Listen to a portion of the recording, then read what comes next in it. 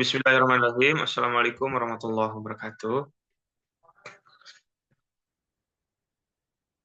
Alhamdulillahirabbil alamin, wa bihi nasta'inu ala umuri dunya waddin, wa ala alihi washabihi ajmain amma ba'du. Oke, baik, teman-teman. Selamat malam, selamat berjumpa di ruang virtual ini. Semoga kalian semua selalu ada dalam kesehatan. Baik, teman-teman. Di sini saya akan menjelaskan sedikit tentang proyek penelitian saya. Laporan proyek penelitian ini tentang pragmatik. Sudah kita ketahui bahwa pragmatik adalah cabang ilmu linguistik atau cabang ilmu bahasa yang mengkaji tentang hubungan antara bahasa atau makna dan konteks. Nah, yang akan saya bahas di sini yaitu menganalisis tentang percakapan dengan orang yang berbeda atau dengan orang lain. Kita analisis dengan menggunakan ilmu pragmatik, di mana percakapan ini dilakukan untuk menganalisis elemen-elemen subdomain dalam pragmatik, yaitu tentang implikasi, deiksis, peranggapan, dan strategi kesopanan.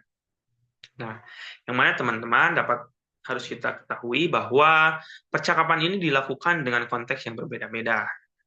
Di sini saya udah mengambil beberapa data.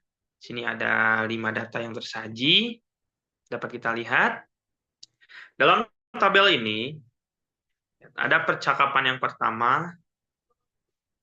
Coba lihat ya.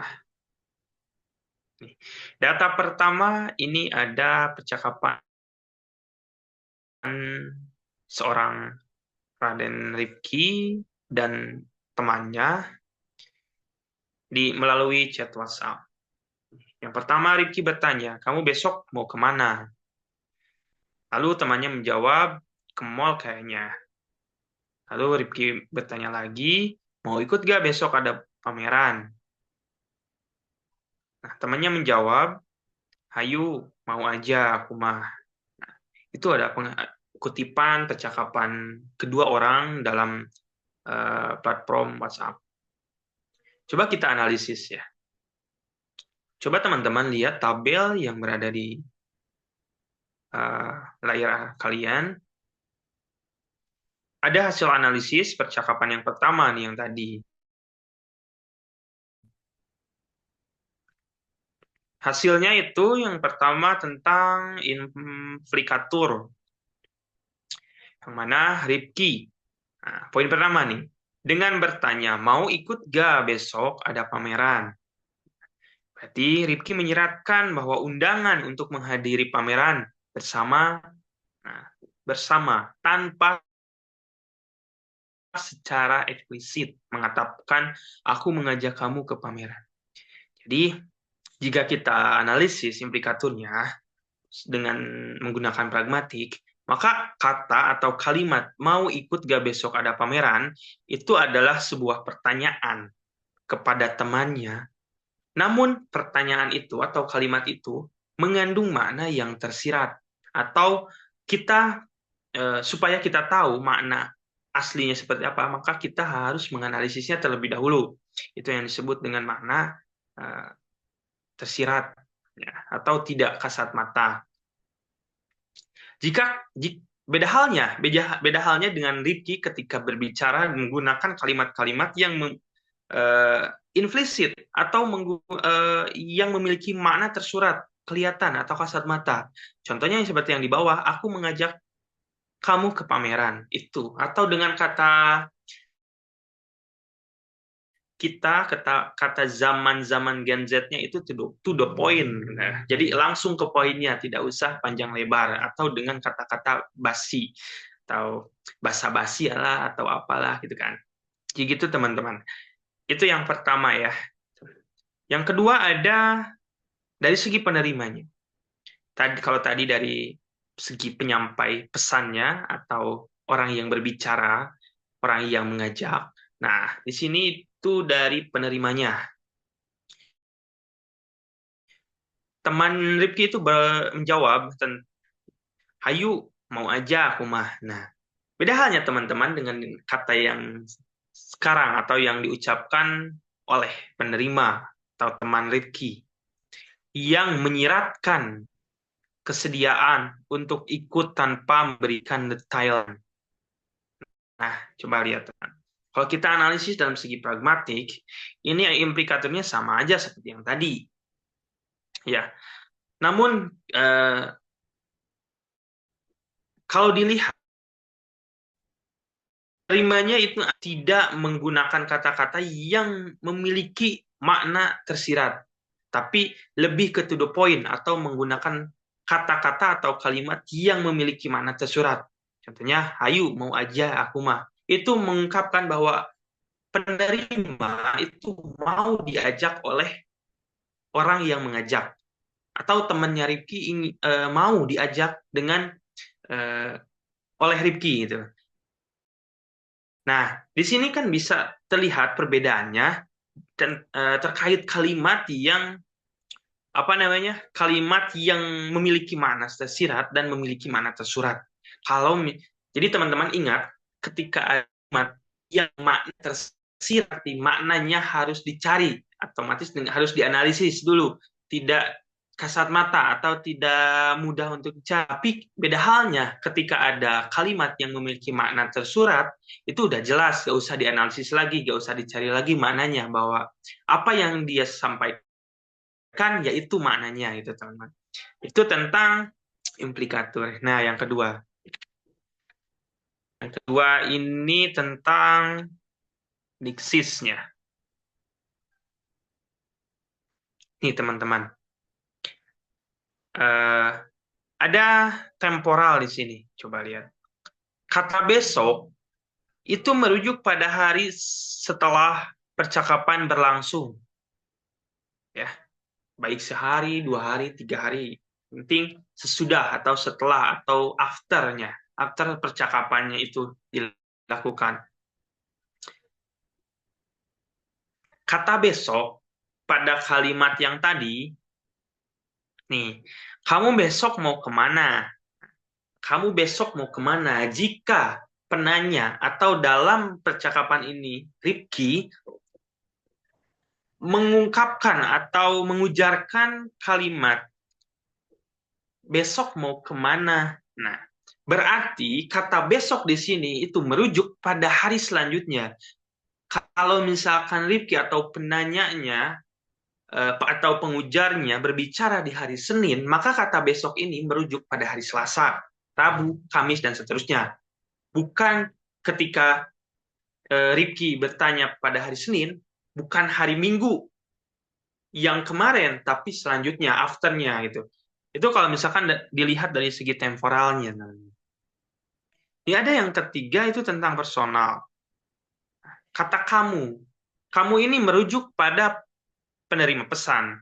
Dan aku merujuk pada pengirim pesan itu mungkin sudah tidak asing ya di kita, itu kata ganti. Kalau misalkan kata kamu itu kata ganti untuk dari penanya kepada penerima, aku itu dari orang apa ya dari orang yang bertanya. Ya, contoh kalau misalkan saya atau Rifki berbicara kepada temannya, kamu mau kemana? Maka kata kamu itu untuk temannya. Tapi kalau misalkan berbicara Rifki berbicara aku, berarti kata aku itu merujuk pada dirinya sendiri. Nah, itu ya. Lalu kita masuk ke poin yang apa ya? Peranggapan, teman-teman. Coba lihat. Dalam peranggapan, Rifki berasumsi bahwa penerima pesan memiliki waktu luang untuk diajak berbicara tentang rencana keesokan harinya. Jadi teman-teman, dalam pragmatik itu ada beberapa penting. Satu, ada lokusi. Dua, apa yang kita ucapkan, ya, apa yang kita ucapkan. Contoh tadi kalau misalkan ditanya, Rifki bertanya, kamu besok mau kemana? Itu adalah sebuah ilokusi, sebuah lokusi, teman-teman. Maksudnya lokusi itu kata yang dikeluarkan oleh pengujar atau orang yang berbicara. Nah, poin kedua itu ada ilokusi. Ilokusi itu makna di balik kata yang diujarkan oleh pembicara. Nah, ini bisa masuk peranggapan di sini, teman-teman. Bisa disebut apa ya? Kalau di sisi lain dalam segi ilmiahnya peranggapan itu kayak hipotesis. Jadi seolah-olah si Rifki atau pengujar itu memiliki makna lain dari apa yang dia katakan atau dia ujarkan.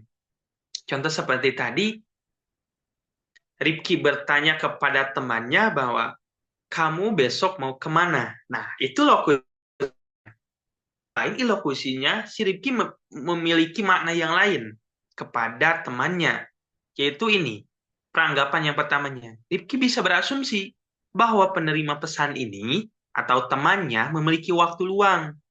Nah, untuk diajak berbicara tentang rencana keesokan harinya.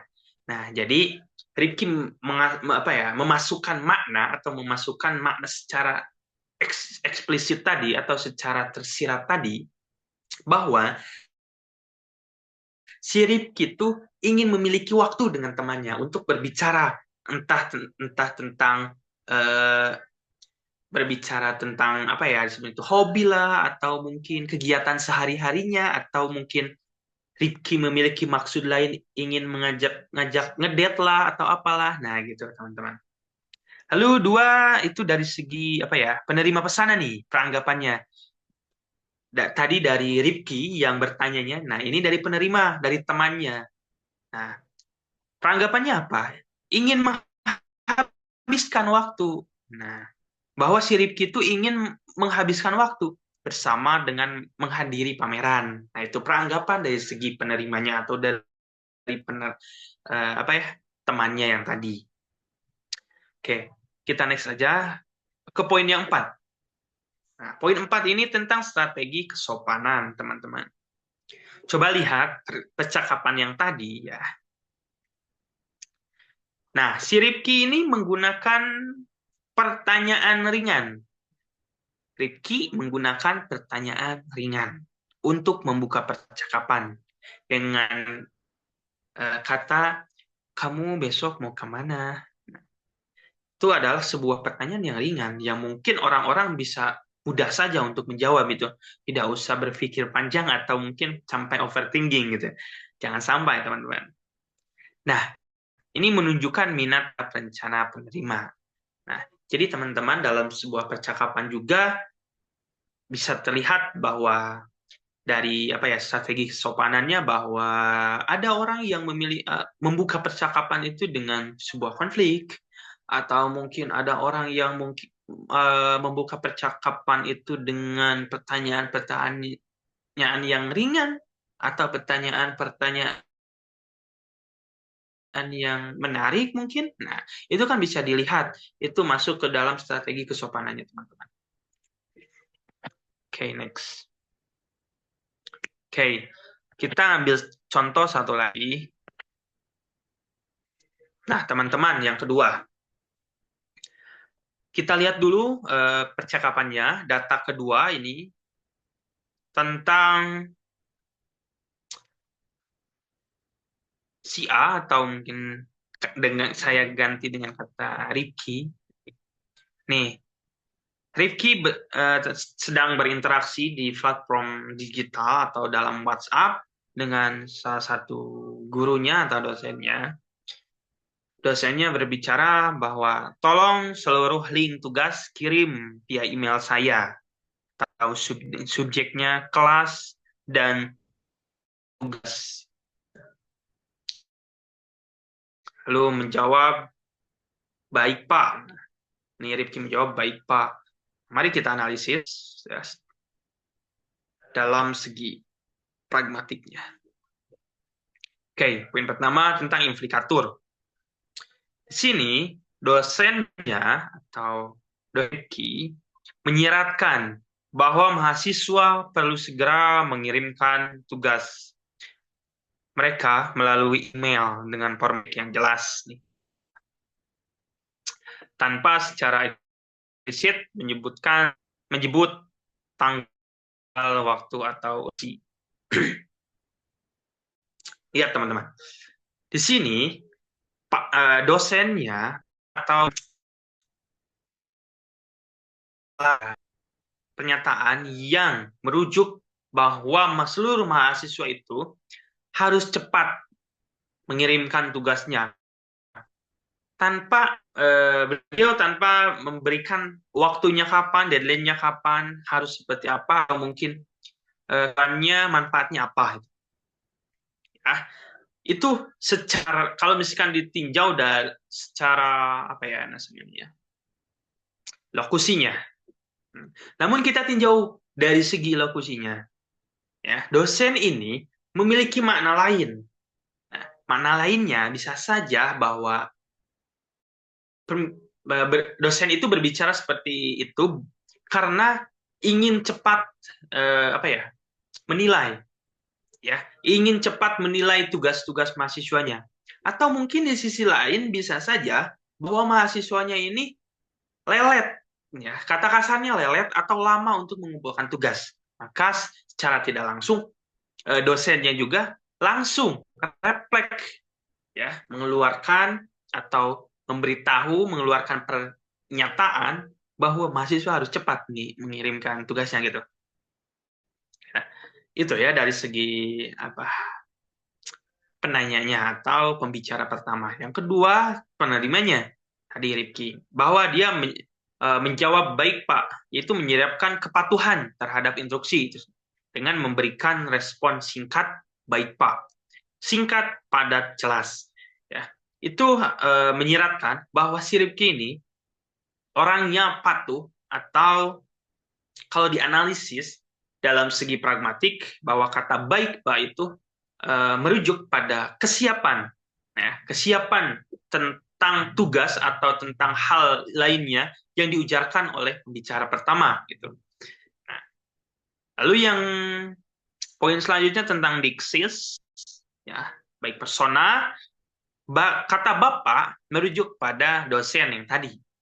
Kata bapak yang disebutkan oleh penerima atau Rifki itu merujuk pada pembicara pertama, yaitu dosen. Ya. Yang kedua, temporal. Ya. Itu waktu tidak disebutkan secara eksplisit, tapi konteks percakapan mewujudkan bahwa pengiriman tugas diharapkan segera. Nah, seperti yang saya sebutkan tadi, teman-teman, bahwa dosen tadi tidak menyebutkan waktunya apa, urgensinya apa, atau hal manfaatnya apa, atau urgensinya apa, ya. Tapi, nah, di sisi lain, dia menyebutkan bahwa harus cepat tugas, ya. Nah, ini kalau misalkan dilihat diksis temporalnya, Bapak dosen ini tidak menyebutkan waktu, atau mungkin waktunya disebutkan secara implisit atau tersirat gitu. Tapi secara tidak langsung kata kata segera mengumpulkan itu adalah sebutnya tuh perintah untuk mahasiswa untuk itu kalau misalkan ditinjau dari segi lokusinya.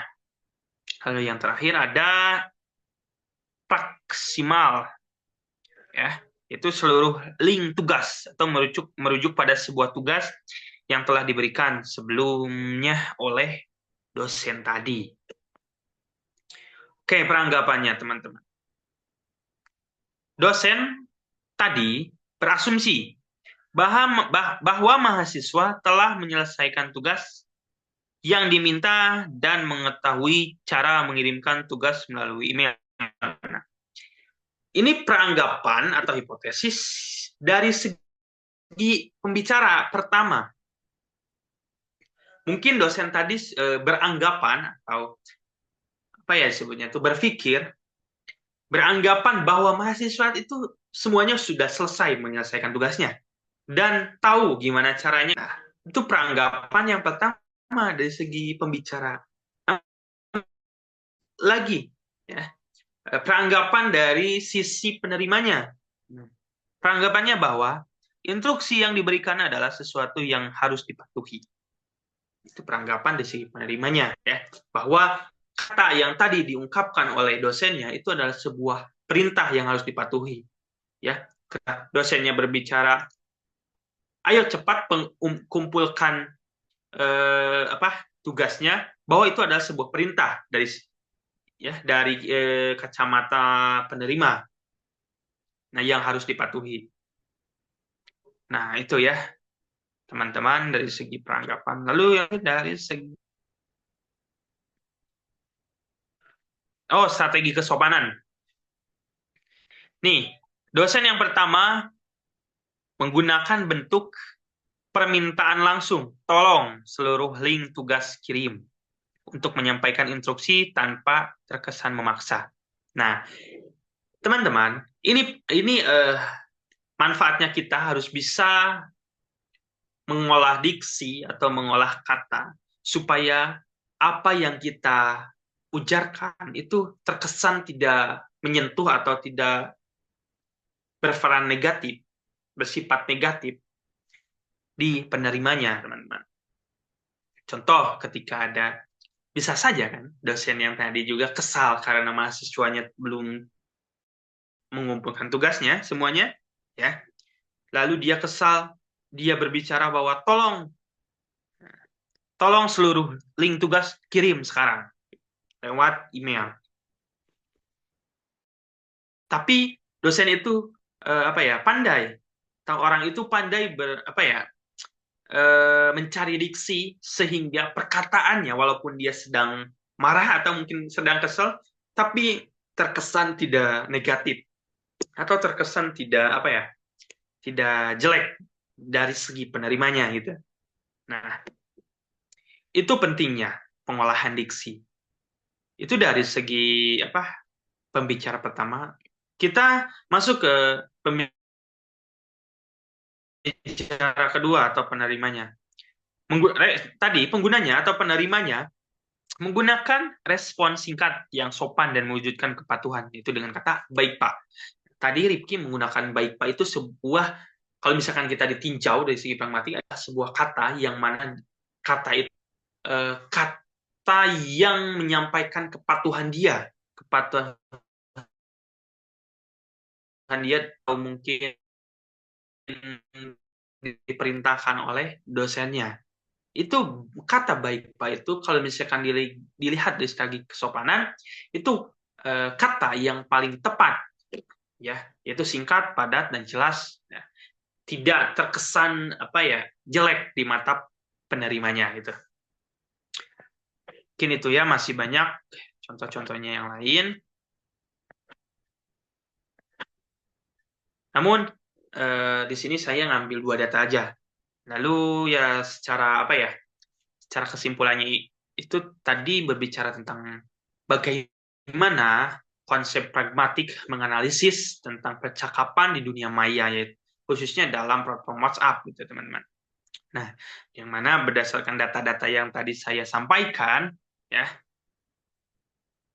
yang mana ya data-data yang menjadi bahan-bahan kajian di atas, ya, dapat saya simpulkan juga bahwa setiap dialog yang ada memiliki elemen-elemen pragmatik, ya, masing-masing seperti implikatur, diksis, tanggapan, dan strategi. Harus kita ingat, teman-teman, bahwa dalam segi pragmatik atau dalam ilmu pragmatik itu tidak lepas dengan ilokusi, elokusi, ilokusi, perlokusi. Nah, di sisi lain tidak terlepas dan strategi kesopanan, teman-teman, ya. Nah, mana refleksi dari apa yang saya pelajari, ya, apa yang saya analis, apa yang saya kerjakan, apa yang saya cari tentang pragmatik, atau dari analisis yang sekarang saya buat, itu saya dapat banyak ilmunya gitu. Salah satunya bahwa makna bahasa tidak hanya berasal dari pesan tersurat, ya, namun banyak juga yang bersumber dari pesan tersirat gitu. Jadi sudah harus kita perhatikan atau mungkin kita pahami bahwa setiap kalimat ini pasti mempunyai dua makna. Satu ada makna tersirat atau mungkin implisit tadi tidak kasat mata, ya. Ada yang tersurat itu kelihatan atau mungkin kasat mata. Jadi ketika berbicara, salah satu orang berbicara secara to the point, maka itu disebutnya makna tersurat. Terlihat bahwa maknanya apa, ya. Tapi kalau misalkan si pembicara menggunakan kata-kata yang panjang lebar atau ciri-cirinya panjang lebar atau mungkin apa ya, tuh sulit untuk ditilai atau dimaknai, nah itu disebut dengan makna tersirat, teman-teman. Mungkin itu saja ya, teman-teman, yang dapat saya sampaikan. Mohon maaf jika masih banyak kekurangan dan kesalahan dalam segi penyampaian materinya, kesalahan kata, kesalahan kalimat dari saya yang bisa menimbulkan nilai-nilai negatif di mata-mata kalian. Mohon maaf sekali lagi. Terima kasih atas perhatiannya. Assalamualaikum warahmatullahi wabarakatuh.